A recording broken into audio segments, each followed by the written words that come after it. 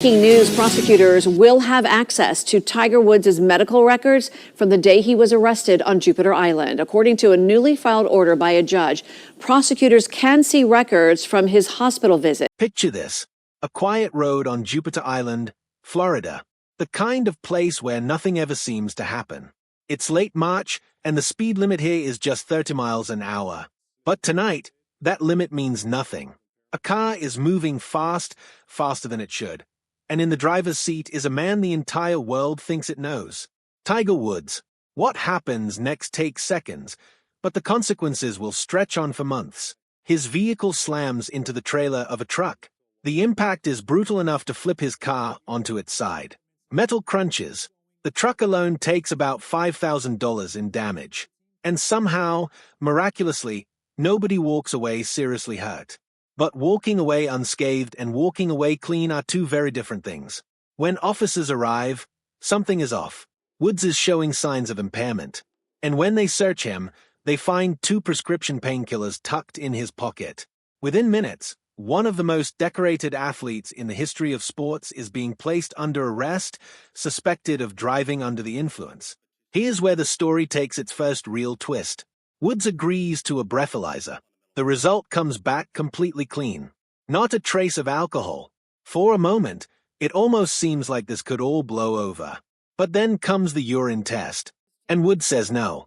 He refuses. And that single decision becomes the question mark hanging over this entire case ever since. What was he trying to keep hidden? What did investigators suspect they'd find? Nobody outside his inner circle knows for sure. And that uncertainty is exactly what's kept this story alive for months. Woods pleaded not guilty.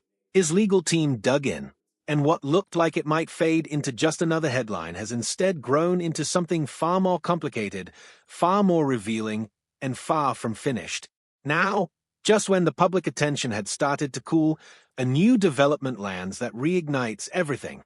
A judge named Darren Steele has just signed off on an agreement between Woods' defense team and the prosecution. And what that agreement unlocks is staggering. Prosecutors now have the green light to formally request Woods' private medical records.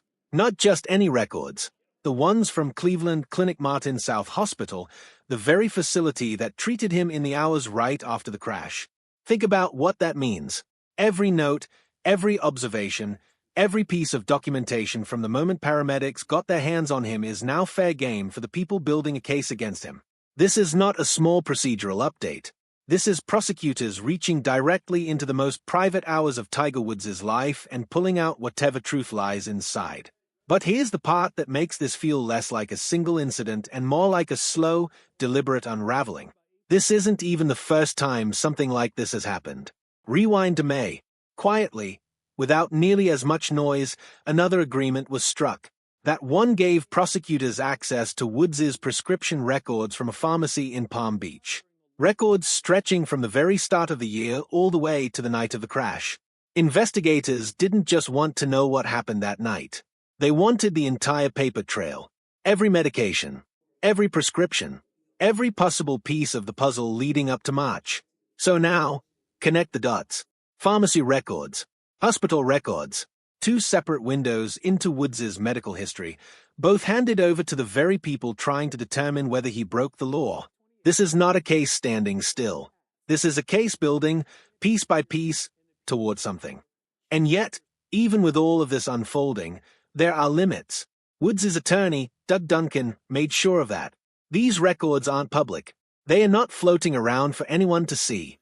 Access is locked down, restricted to prosecutors, law enforcement, court-appointed experts, and Woods' own legal team. So while the walls protecting his privacy have been breached, they haven't been torn down completely. Somebody, somewhere, is still fighting to control the narrative. But control only goes so far when a judge has already opened the door. While all of this legal maneuvering played out behind closed doors, there was another story running in parallel. A quieter one, a more human one. Just days after the crash, on April 1st, Woods was granted permission to leave the country. Not for golf, not for business. He checked himself into an inpatient treatment facility, reportedly in Zurich, Switzerland. Think about that contrast for a second. A man once untouchable on the golf course, now boarding a plane not to compete, but to heal. For weeks, there was silence. No public appearances. No statements. Just a legend, seemingly retreating from the world entirely. And then, almost out of nowhere, he resurfaced. Just last month, Woods made his very first public appearance since the crash and his time away. And the moment he chose to step back into the spotlight wasn't a golf tournament.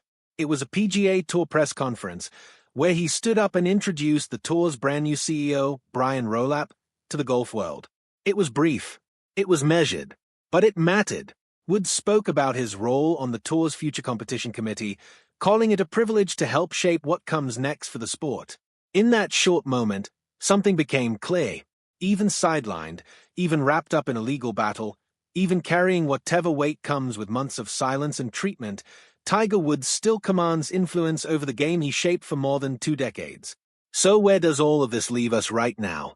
With both his pharmacy history and his hospital records now in the hands of prosecutors, this case is entering its most revealing chapter yet. These documents could expose exactly what was in his system that night, what treatments he'd been undergoing, how all of it lines up with those final moments before his car struck that trailer on Jupiter Island. And when you step back and look at the full picture, the weight of it becomes almost impossible to ignore. This is a man with 15 major championships, 82 tour victories, 3 career Grand Slams, a level of global fame that only a handful of athletes in history have ever touched. And now, that same man is fighting through a DUI case, medical record disclosures, and a stretch of time in treatment that the public barely got to witness. It's a jarring contrast to the image most of us grew up with, Woods dominating leaderboards, seemingly unstoppable, for over 20 years. Yet even now, even in the middle of all this uncertainty, he's still there, still engaged, still shaping the sport's future from behind the scenes, even if a competitive comeback remains nowhere in sight. This story is not over, not even close. And with these medical records now officially in play, the next chapter could be the one that determines everything. What comes out of those documents may decide how prosecutors move forward and how this entire saga finally comes to an end.